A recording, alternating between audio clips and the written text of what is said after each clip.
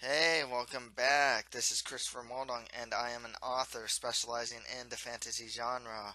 Last time I did a review on Basara Volumes 1 through 3, and today I will be doing a review for Basara Volumes 4 through 6. But before I get into that, I'd like to plug my own author's website at www.chrismoldong.com. And you can also buy some of my works, starting with my first novel, an action adventure called The Mustard Prince in the Condiment Kingdom, for $4.99 on my author's website or on Amazon.com if you have like an e-reader such as a Kindle. Also on my author's website or on Amazon.com for just $1.99, you can buy some of my short stories and short story collections, such as The Land of the Wooden Statues, which is a fantasy horror short story that I'm trying to make into a full novel. The Horror Collection, which is a compilation of three of my gothic horror short stories, and my Fantasy Fable collection, which is a compilation of four of my gothic horror short stories. A lot of my stories are actually based and inspired on anime and manga, specifically like adventure manga and whatnot. Links to buy these will be provided in the description, and also a link to my Twitter page will be on there. A link to my author's page on Facebook is there as well. So as far as these reviews go, there will have spoilers. It's a very detailed review, and then after each volume, I will give my own thoughts on said volume. So let's get started. Okay, in volume 4, it starts out with Sarasa writing a letter to Shuri from Sakurajima as it's erupting, and she sends it via like his bird. Um, so after that, it's really dusty around there, so Tataro starts wearing a mask. Everyone's thinking it's some sort of strategy to not see like his face, but it like Tataro didn't actually think that far ahead when wearing that mask. Um,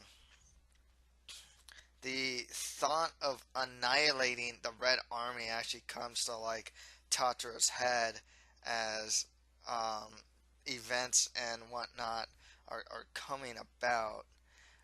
She's just kind of seeing like the situation around her, how everything's kind of like destroyed, and how she fought the Raijin and the Fujin, and then just I think Tatara or Sarasa, whatever you want to refer to her as, um, is starting to get the idea. I have to annihilate, just like what the Red King's doing. It's pretty interesting. So, later on, a man named Matsushiro on a small boat comes aboard the ship that, like, Tatara and everyone's on. He says that the Red Army attacked his small village and asked Tatara for help. Zaki, Chacha's, like, assistant, boyfriend, or, fellow pirate, suggests that it could be a trap. Uh, Matsushiro kind of sweetens the pot when he says that he saw soldiers take away a friend of Tatra's, a man with a blue coat with an eye patch over one eye. It's obviously Agaha.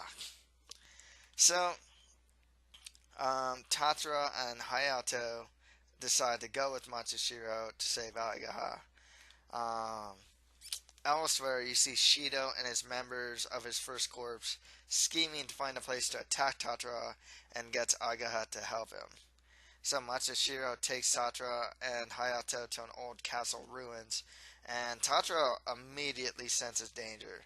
Search the ruins and they see Agha hanged upside down, and then Matsushiro all of a sudden disappears as they're getting shot at by arrows. Um, Chacha and Kaku were kind of like elsewhere. They weren't on the ship with Tatara. They came back, heard the news, and decided to go after like Tatara and Hayato. Shido and his men, Tsukishiro, Matsuragi, and Suzuki then attack Tatara and Hayato. Suzuki attacks him first, but Tatara came prepared and brings dynamite and blows him up with the dynamite. Hayato then shoots an arrow at the rope holding Agaha and pretty much sets him free. He lands like almost like he lands pretty hard on the ground though. Uh, Matsuragi comes and attacks Tatara and ties him up. And as this is happening, Shido gets news that the battleship Crimson has sunk, and it's explained why it got sunk, and he kind of regrets that he wasn't there, and like wants to kill Tatara because of that. So an earthquake just erupts, and all this like fallen rubble in this old castle ruins start to fall, and it kills Matsuragi. And injures everyone like Shido, Agaha, and Tatara and Hayato. Shido gets injured from everything, and Agaha helps him up, saying that he stayed to witness his death. Shido tells Agaha not to interfere, and Agaha is pretty badly injured, so he can't anyways. So Shido sees Tatara and attacks him. And as Tatara's getting attacked, he drops the Bayako sword. Shido gets on top of Tatara to kill him, but sees that he's wearing the bag of seeds that he gave to Shuri. Shido then unmasks Tatara and discovers that she is indeed Sarasa, and realizes that Sarasa and Shuri are enemies who love each other. Like, it's just like the giant irony of this story comes about to Shido. As this is happening, the remains of Suzaku village rise up from the ocean along with the Suzaku sword. So Shido's still on top of Sarasa, and Hayato shoots this like Hail Mary shot with his bow and arrow, and the arrow shoots Shido right through his neck. He then removes the arrow and subsequently dies, which is pretty crazy how early an important character has died right there. Out of kind of nowhere, Tatara's horse, Yato, comes about and tries to save him. Another earthquake comes, and what happens, and then you see that Yato is carrying Tatara and Hayato. So Yato managed to save them both out of the rubble. So Agaha is seen on top of the rubble, seemingly mourning Shido's death. And then they go to Shido's wake, where Tsukishiro managed to survive, tells the Red King that Shido was about to kill Tatara but hesitated for some reason. That does not please Shuri at all, and he gets very angry from that. Tatara and Hayato are then being tended to in a tent, and Nagi comes in, so she is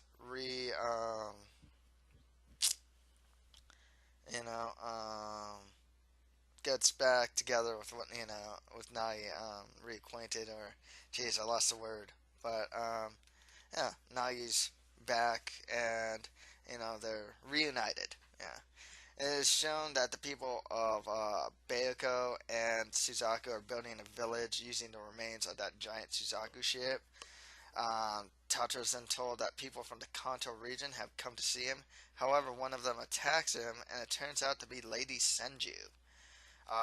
They manage to stop the attack, and Nagi then tells Lady Senju that she is pregnant. And Tatara lets Senju leave. However, Nagi then questions Sarasa if she should have let Senju leave, for she will teach her child to hate her. He tells her that the Red King would not let her leave, and further tells her that she is indeed very much like the Red King. They then have an argument, and she says some pretty hurtful things to Nagi, actually, saying that, like, oh, he never cried for, like, the people of Bayako village and whatnot. Sarasa then runs into the desert and comes to the realization that she is indeed like the Red King. Like, this is where it's there's such a human element to this, it's like Sarasa is like Tatara, this big hero, but it's like, she's not, she's not superhuman, she's very mournful, regretful of what she's doing and what she's becoming, and that's what makes this whole series so amazing, really. After that, Sarasa comes into Nagi's tent and apologizes. Then she, as Tatara, comes into Hayato's tent, And then she sees that Hayato is just feeling remorse for killing Shido. And um, this was one of the most like incredible moments of the series so far. You just see him, and he's just like kind of sitting there, and is just like crying, and because he realized that he had, you know, he had a wife and an unborn child. You know, it just it's crazy to think that like ultimately Hayato did the right thing, but at the same time, there, you know, and it really goes to show, you know, one of the themes of the series. Like there are no, you know, every action has some form of consequence. And in this case, it's like, oh, you killed this guy. You know, this guy was going to stop you from Tatra from, you know, bringing peace to the kingdom or whatever. But but this guy was a family man. He had a wife. He had an unborn child. You know, it's like once again that human element to it. He's not just some like big bad guy that wants to kill everyone. You know, Hayato then pledges his life to Tatra. Um, so Sarasa's about to sleep, but Shuri's bird comes about with a note saying, "I want to see you," and that he'll be in the Hayashida hot springs. Sarasa goes to the hot springs, and Shuri finds her. He hugs her, and once again, the ultimate irony here. He hugs her, like, just holds her really tightly, and the whole time he's thinking to himself, Tataro, I'll never forgive you. It's just, oh, the irony of this. It's crazy to think. Like, you see the scene, and it's like, you're hugging Tatara, you know, and the viewer knows it, but you don't know it, and it's crazy. Shuri asks Sarasa if she wants to come to Kanto with him for work-related purposes back at their home base. So, and then, yeah, Sarasa then, yeah, they don't, she doesn't answer, but then back to their home base as Tatara, an armored messenger from the Blue King of Kanto comes requesting an audience. And this messenger tells him that the Blue King proposes to make an alliance between his army and Tatara's. Also tells him that the Red King has holed himself up in Suo City. He then tells Tatara to meet the Blue King in Seiron, the capital of Kanto. Tatara refuses, but the messenger shows him that they have the Bayako sword and that if he wants it, he has to come to Seiron. He also tells Tatara that the Blue King knows the whereabouts of the Seiryu sword. So they're already getting, you know, these are three of like the four swords already in Volume 4, you know.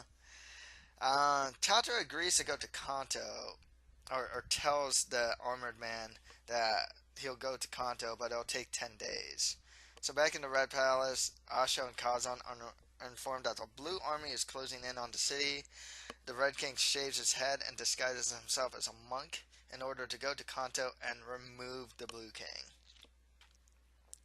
He tells Takaki, Asho, and Kazan that he'll be gone for 20 days to kill the Blue King and that they have to defend Suo City.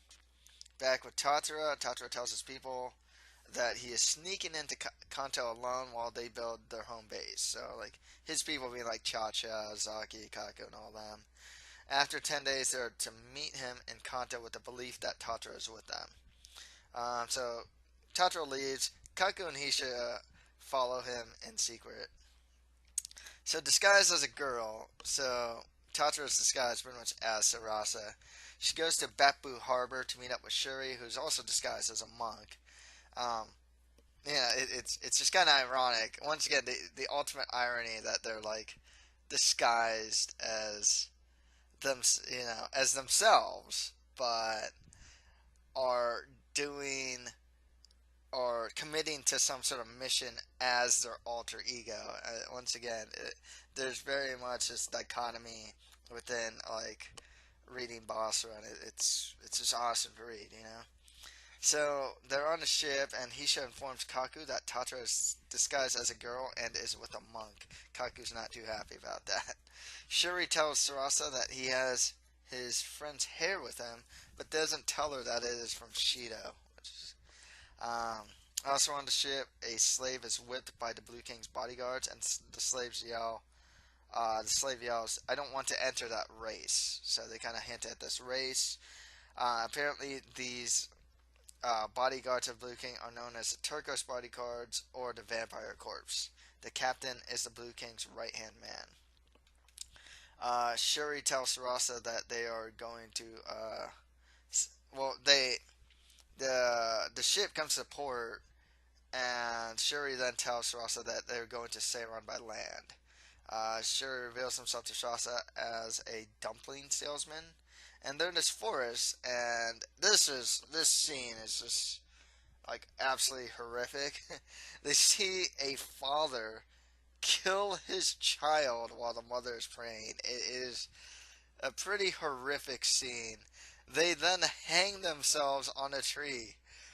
It's absolutely horrific, and in a sense, I mean, it needed to happen. I mean, it's not just there to shock viewers. I mean, it's actually to show that the Blue King and his people are not in good standing at all.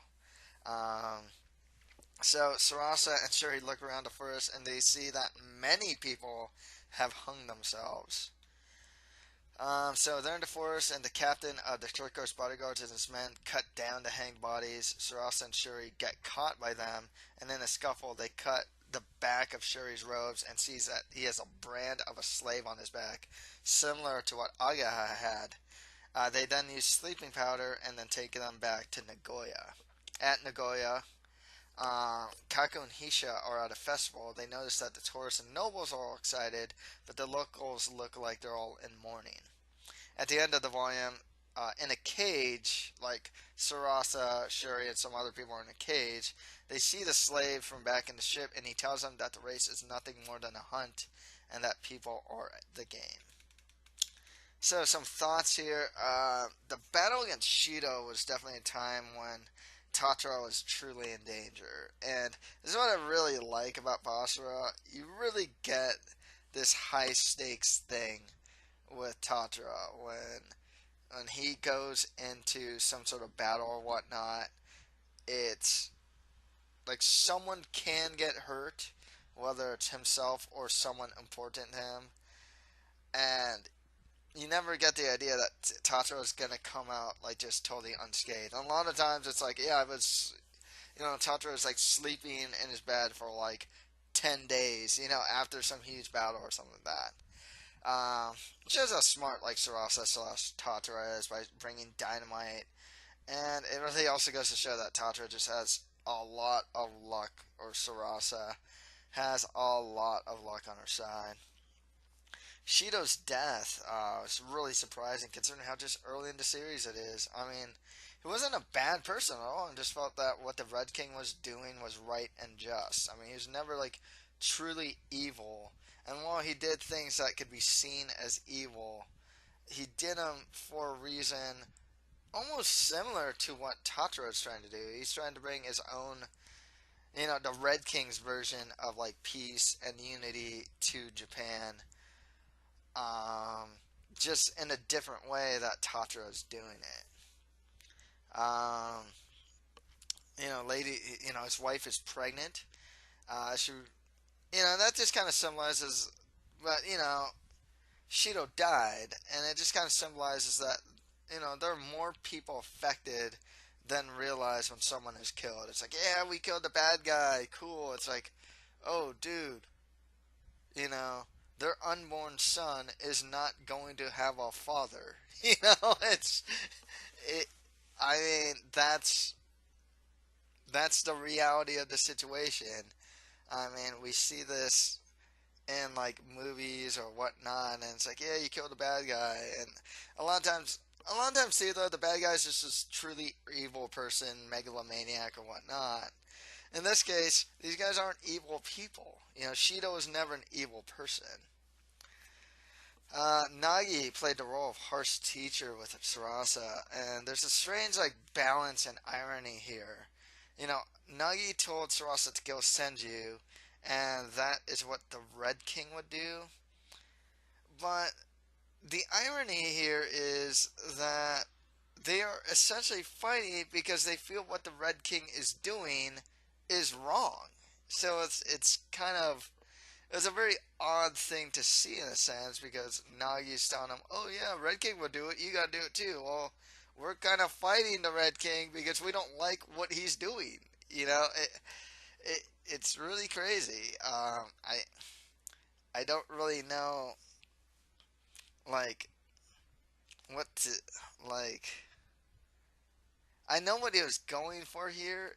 It's just true. You know, this is the reality of the situation. In order to get what you want, you kind of have to do what the Red King's doing, killing people and whatnot to get your way. And that's like one of the harsh realities that Sarasa has to know. Everyone has some sort of remorse about Shido's death. Sarasa shows that she's just really human. She feels like real guilt from killing Shido, and then she also then subsequently thinks about all of the soldiers that died and how they had families, and it's crazy just to see how like humanistic Sarasa is. Hayato also that was like really astonishing because he's in remorse because his father died when he was young, but he's feeling guilt because Senju's child won't even have a father because Hayato killed him. It, like, oh man, once again, like, it's just a lot of series don't go this deep with the consequences of what happens. Usually, you kill the bad guy, the heroes rejoice, and that's the end of it. And then they go on to fight the next villain or do whatever, do whatever. And in this case, there's some real remorse, some real guilt for what happens. Even Agaha, you know, I mean, he has this like weird love hate relationship with Shido. But what he was saying was like, you know, you treated me like I wasn't an equal, but we're both human beings. Like we're both men. We're both human beings, and yet just because like Agaha was branded as a slave, Shido treated him like you know just like this subhuman that he has to like treat nicely, kind of like a pet almost, friend slash pet.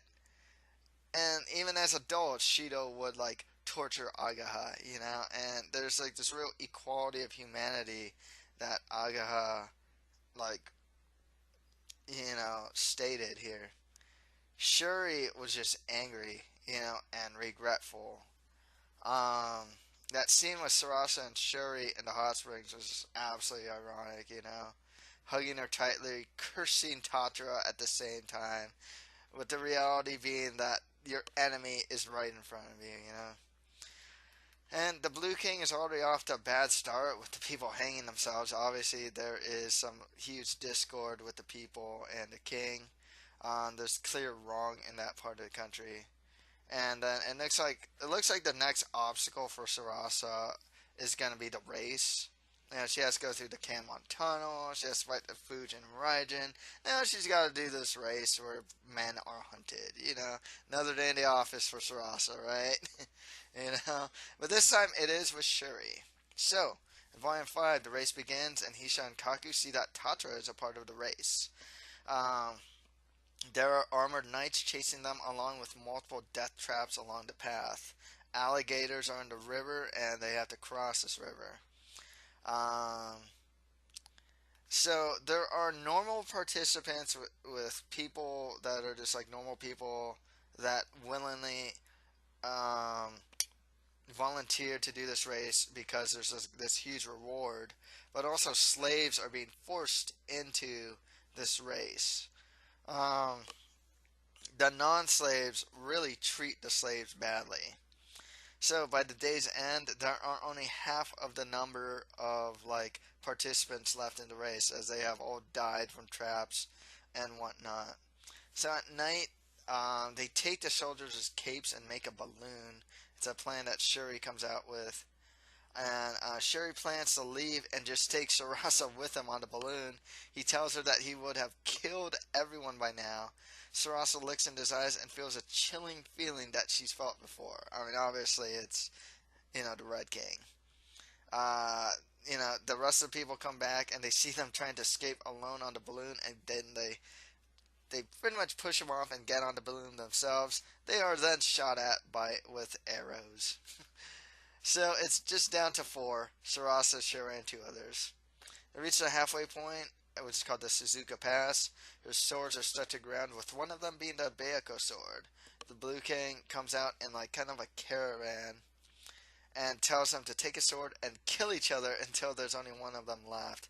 Soldiers then surround him to force him to do that. Sarasa does not take the Bayako sword so as not to draw suspicion that she's Tatra, but Shuri does take it. So what happens is the other two with Sarasa and Shuri, their names are Servo and Matsumushi, they start attacking the knights.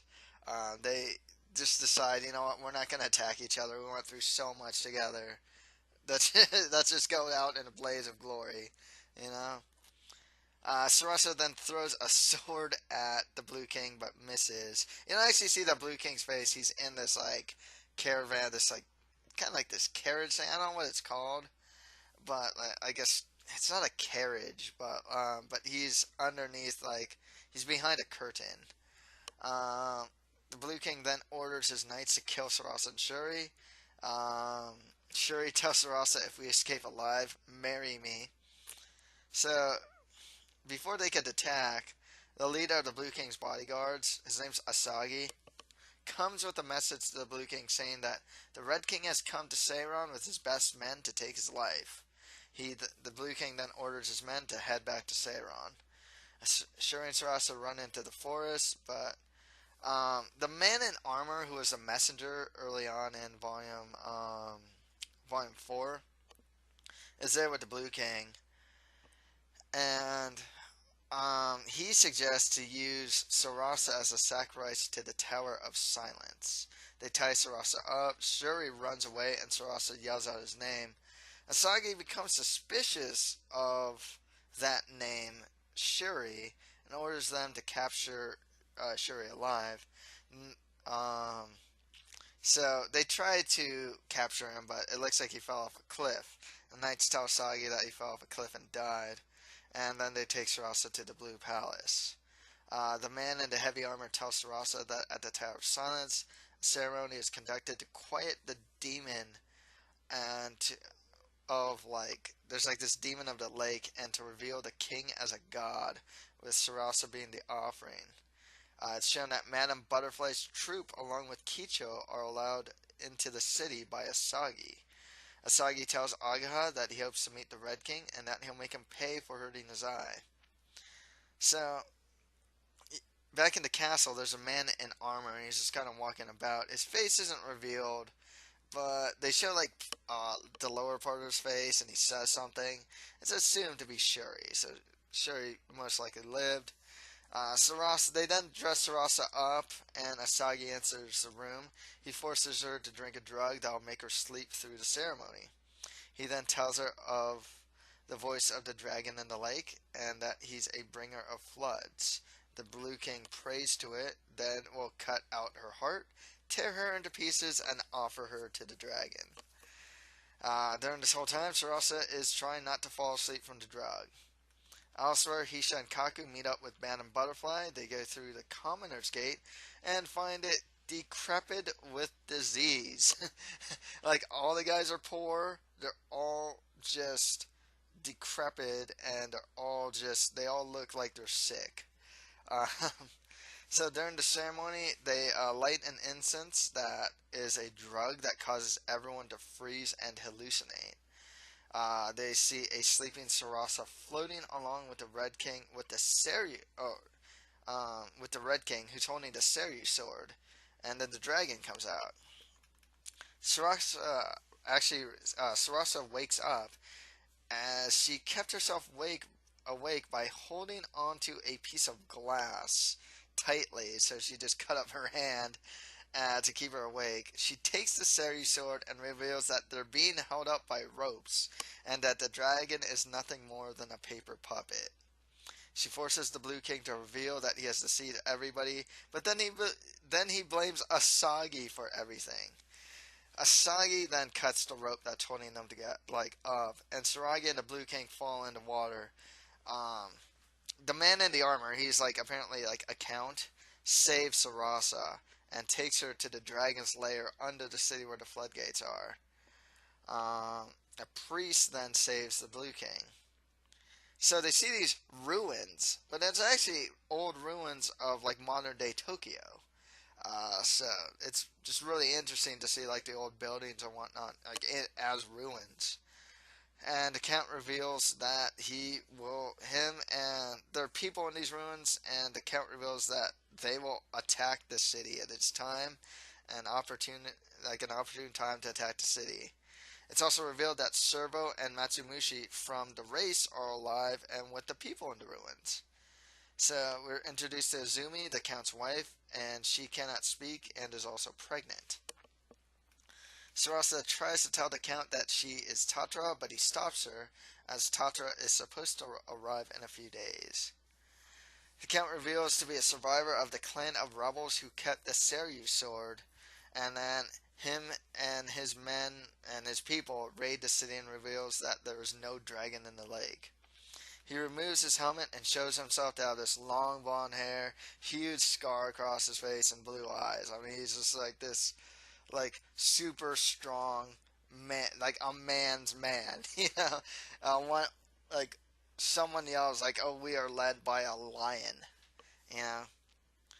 So, uh, so we see back with the Blue King that the priest that saved the Blue King was indeed Shuri. He reveals himself to the Blue King as the Red King, like his brother. He then hangs the Blue King by his legs over the lake in front of the palace that is filled with alligators. The people then start stoning him. So it's kind of a weird thing because like you see Asagi kind of the way that it's set up, it's like they can kind of look down on where he's being hanged. So Asagi's kind of standing over him and tells the Blue King that he served him well in the role of the Blue King. He reveals that he was nothing more than a stand-in for the king. And then Asagi pretty much strongly implies that he is the true Blue King. The rope gets cut and this fake Blue King falls into the lake and gets eaten by alligators. The Count then declares independence. Sarasa sees Shuri through a window in the palace and runs them. And then a big flood comes about, and apparently Asagi opened the floodgates that destroys the palace and separates Shuri from Sarasa. So they're in the water in this flood, and Shuri's yelling at her to go to the Red Palace, but she cannot hear him. At the end of the volume, Shuri gets swept away until, like, you know, until he runs into Asagi. So he's getting swept away, and like everything's in ruins. And then, eventually when he stops getting swept away, like Asagi's like right there, and Asagi welcomes him as his little brother. His thoughts on Volume 5. This race really showed the viciousness of the fake Blue King. Shuri really showed a little bit of the Red King during the race when he was with Sarasa. I mean, just killing people, his eyes and whatnot. His real cunning and whatnot. This fake Blue King was vicious, oblivious, and cowardly. He just didn't know what was going on in his kingdom and just did whatever he wanted. If he wanted to kill people, he'll do it.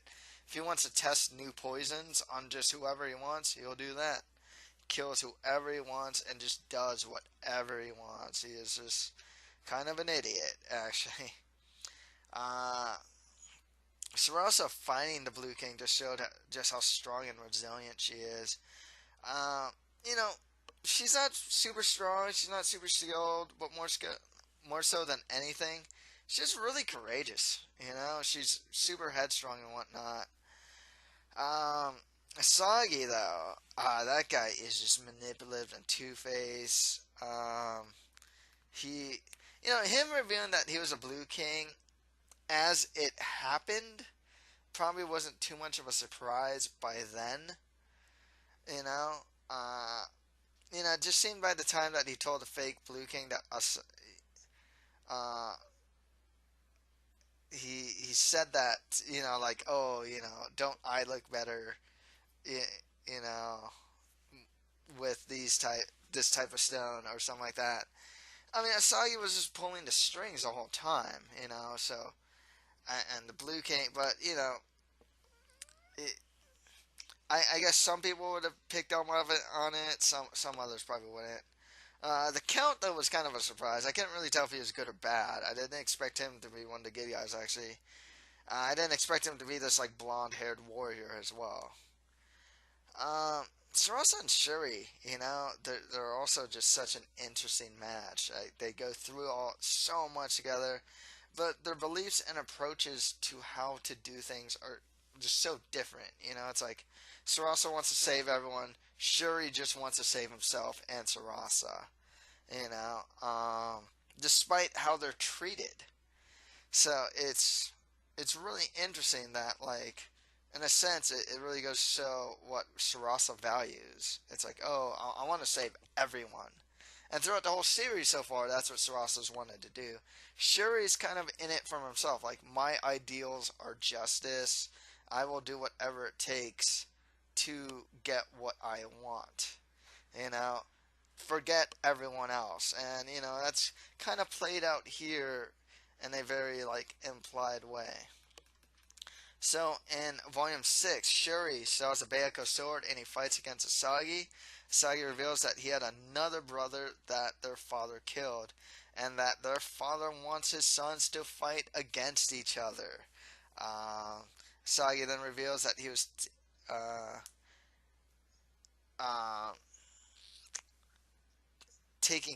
was under the care of a certain someone. So, he's kind of hinting at someone else is like maybe pulling Asagi strings. Asagi reveals that he is also going to join Tatra. So they fight. Asagi gets, he doesn't have a lot of stamina. So what happens is they're fighting. Asagi's skilled. Shuri's about to kill Asagi, and then Agaha comes out and stops Shuri. Um, so Asagi is talking to Agaha. Shuri's kind of out of the picture. Asagi says that he'll manipulate Tatra and make the royal family fight each other. Shuri's horse Toki appears and takes Shuri back to Suo City. Back in Seiran, they're rebuilding and recovering. Sarasa actually gets a period, which she hasn't had one in a while. Um, and like the thing about that is it just kind of shows that like, oh, she's still a woman and she still has like womanly needs as well. Back in Suo City, Lady Chigusa, who is Sarasa's mother, is in General Kazan's home and she's working. Uh, she doesn't have to apparently work. She just chooses to.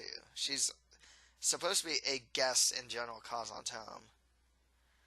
General Kazan then reveals to Lady Chigusa that he has not told the Red King about her yet. So they're so General Kazan is with like Asho, and Asho reveals in kind of an internal monologue that he was willing to betray the Red King for the Blue King, but because of what transpired, he'll stay around for a little longer. Chacha's ship comes, and Sarasa greets her along with Saki and Hayato. On shore, Asagi is hanged on a cross, about to be put to fire by his man, the vampire corpse. Tata orders the flames to be put out and takes Asagi to the ship. Asagi's men run away, revealing that everything was his orders, and they are subsequently killed by an unknown person. The Count tells Tatra that he must kick Asagi out right away. The Count does not trust Asagi. Nagi asks if the Blue King is really dead and reveals that he feels an evil aura around the ship. It's obviously Asagi. The Count is then introduced to everyone, and his name is Raizo. So, alone in Asagi's room, the four virtues come out, but their faces are not shown. Asagi gives them all orders. Bamboo is to go north and see what the Black King is up to. Orchid will stay with Asagi. Chrysanthemum is to go back to Kyoto and send them reports. Plum is to go west and find the Achilles heel of the Red King. Cha-Cha, so back on the ship with the other people, Cha-Cha tells Tatra that the Suzaku village is now 80% complete. Cha-Cha reveals that he's never had sword lessons and asks Raizo to give him sword lessons. They kind of have this like sparring match pretty much, and Raizo is surprised by Tatra's skill with the sword, but Tatra tells him that he used to play warriors with Kaku as a kid. And then like Raizo looks at Kaku and says, "Oh, he's a sneaky one." Yeah. Asagi then asks Tatra into his room, and he is about to reveal the whereabouts of the Force Sword. He starts to yell, and everyone comes into the room. He claims that Tatra was beating him. Asagi then reveals that the Kazuno clan in the northeast have the Genbu sword, so we actually are aware of the whereabouts of all the swords already, just within the 6 volume. Asagi then makes a comment that Hayato is one of Tatra's subjects, showing that he is pretty much trying to manipulate Tatra's men. Sarasa then sends Shuri a letter, but the bird gets intercepted by Orchid. Asagi reads the letter and figures out that Sarasa and Shuri are in love with each other, but that their other identities as Tatra and the Red King are secret from one another. Asagi then asks Orchid if he can forge the handwriting in the letter and sends that letter out. Later, they devise a plan to meet with the Kazuno clan who are fighting the Black King. Days before they are supposed to head northeast to the Kazuno clan, Asagi reveals to Tatra that General Kazan has Sarasa's mother. Tatra decides not to bother anyone and to save her mother all by herself. As Tatra sneaks out to save her mother, Asagi is waiting outside. He yells aloud that he's leaving. I mean, Asagi is just totally manipulating the situation and whatnot, and just causing trouble for Tatra real early on. Cha-Cha and Tatra have an argument, but Tatra will not reveal why he is leaving. Cha-Cha then challenges Tatra to a fight. Cha-Cha swings her sword at Tatra, but Asagi gets between them and gets hurt. Then Asagi reveals that Tatra was only trying to save his mother in General Kazan's home. He makes a plan to rescue Tatra's mother and do away with General Kazan. So they all decide to head west to save Tatra's mother, instead of going northeast to the Kazuno clan. An old woman tells Cha-Cha and Zaki that there's an evil force in the west and that Tatra will be cursed. To release Tatra from the curse, one of them may have to lose their life. Asagi discovers that King Ukon is heading to Kumano for the Blue King's funeral. The Black and Red King will have to attend, but the Red King will probably send a deputy, who's most likely going to be General Kazan. He then suggests that Tatra send a scout into Suo City while they go into Kumano. Cha-Cha is volunteered to be that scout in disguise of a peddler. Then Shuri receives, in the Red Palace, Shuri receives Sarasa's letter, but it is different from the original letter as it's forged, and it's really particularly forward. It's kind of embarrassing, It's like Sarasa's just saying like, "Oh, I love you, I want to see you," blah blah blah blah blah. It's really forward of Sarasa and very unlike her, Shuri sends the bird back to Sarasa, saying that he wants her for his wife and that he'll be waiting in the Red Palace in Suo City, and that she'll be surprised when she sees him. Umewaka, or Plum, is introduced and has sneaked up behind Shuri. Not like directly behind, but is just kind of like down the hallway. She says that she's working at Lord Asho's estate. Shuri orders someone to watch her. In front of General Kazan's estate, Cha-Cha is peddling her wares. Umewaka is among the other maids. Servants look at her stuff. Lady Chigusa comes out, and Cha-Cha immediately sees a resemblance from her and Tatra. Cha-Cha whispers to her that Tatra sent her there, and that they promise to save her. They trade a paper bird, or Chigusa wants a paper bird that Tatra is sure that um, Tatra knows how to make these paper birds due to her mother. So when Lady Chigusa sees the paper bird, like they would, she would know that it's from Tatra. You know, Lady Chigusa wants this paper bird but doesn't have any money, and she gives her a necklace that Tatra would recognize in exchange for that bird. Back at the Red Palace, the Red King gets Sakaki to oversee construction of an underground waterway. Lady Senju then gets an audience with the Red King. She tells him that Shido's parents want to adopt her child and want her to remarry. The Red King allows her to have the child in the Red Palace and that he will serve as their foster father. Asho asks if that is wise, as rumors are spread that that is his child. The Red King isn't greatly angered by this, puts a, like puts like a blade in his throat, in his mouth, and pretty much is just hugely angered by this. General Kazan then tells Asho that he should clean up his personal affairs or else there may have consequences. So the man watching Umawaka gives a report that her background is good, but that she has been seen around General Kazan's estate. Back at Asho's estate, Asho throws a tantrum and hears dogs barking. He goes outside to see what they are barking about and finds a dead body that is buried there. Like the hand of the body first. Umawaka reveals that is the body of the original person who was to be his servant. He then, I can't really tell if Umawaka is like male or female. I think it's a he actually. He then tells him that the Blue King sent him, or she, I'm not too sure. The man keeping watch on Umawaka comes forward and says that he will place Asho under arrest. Asho then gives the order for Umawaka to kill him, which Umawaka does.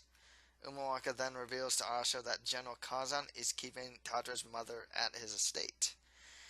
At the Red Palace, the Red King summons General Kazan at night and congratulates him for capturing Tatra's mother. General Kazan denies this to the Red King and denies that he has her. In anger, the Red King demands that Kazan go to Kyoto for the Blue King's funeral in his stead, which will be a month-long journey. Chacha then spies into Kazan's estate and finds him talking to Lady Chigusa, and Kazan admits to Lady Chigusa that he admits to lying to the Red King about her and asks that she go with him to Kumano. It's pretty much heavily implied here that he is totally in love with her.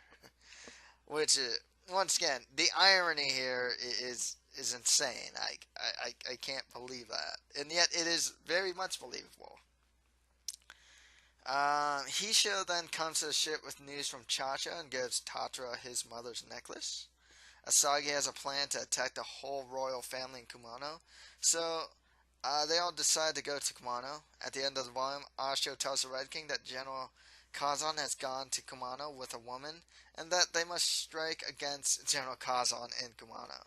So both Tatra and the Red King seemingly have business to take care of in Kumano. His thoughts on Volume 6, Asagi. I mean, what can you say? He's joining with Tatra, manipulates everyone, driving a wedge between Tatra and Hayato and Chacha and all of them. He's sneaky, he's cunning, and he will obviously cause a lot of problems for Tatra. At the same time, he's also very skilled with the sword. He's also it's weird because he's kind of helping Tatra at the same time doing this to Tatra. He's playing this he's on this real tightrope because, he needs to help Tatra, yet he wants to hurt Tatra too. Asagi finding out the truth about Shuri and Sarasa is just huge leverage for him too. I mean, he's already used it to his advantage, but, you kind of wonder what else he'll use it for, if anything, Lady Chigusa, it's a really strong woman. I'm kind of curious to see when she'll encounter Sarasa again. General Kazan, is just more human than we thought he was. I mean, this guy was this huge, hulking, barbaric guy. He's the one that killed Tatra, killed Sarasa's dad. Him loving Sarasa's mother is an absolute surprise. And I don't know if she loves him, but you know, like she doesn't seem to be repulsed by him either, which is very surprising. With the four virtues, they're characters I expect to see again with pretty big roles. I mean, Umawaka's already doing a lot. Orchid got the bird from Sarasa. That's Sarasa and Shuri are like sending to each other. You know, Plum is already causing problems for the Red King. Who else? There's Raizo. He's a cool character. Really strong. He's kind of like the badass with the heart of gold. It seems like he's like this really strong guy. He seems like this really nice guy too. A real strong character. And other character to talk about really is Lord Asho. This guy. You can tell early on that he was never to be trusted and that he was never fully with the Red King. Like he really looks like he'll betray the Red King at a moment's notice. You know. So, from here on out, it looks like they're going to go to Kumano. I'm very curious to see what happens there, who they meet, and what situations Tatra and his group will go through. And also, it looks like the Red King, maybe they'll meet up there too. So, that should be very interesting. So, that's pretty much it for this manga review for Basara Volumes 4 through 6. Uh, leave any comments below, and please come back to or just watch out for my review of volumes 7, 8, and 9. Looks like they'll be in Kamano in volume 7. We'll see what happens there with General Kazan. Something's going on there with the mom and whatnot. So yeah, make sure to watch out for that. Check out my author's website at www.chrismoldon.com. You can also buy some of my works, starting with my first novel, an action adventure called The Mustard Prince in the Condiment Kingdom for $4.99 on my website on PDF format, or if you have an e-reader such as a Kindle, you can buy it for $4.99 on Amazon.com. Also on my website or on Amazon.com, you can buy my short stories and short story collections, starting with The Land of the Wooden Statues. Then there's the Horror Collection and the Fantasy Fable Collection. Links to buy these or to check all this stuff out will be provided in the description below. So, that's pretty much it for this manga review. Thank you guys very much.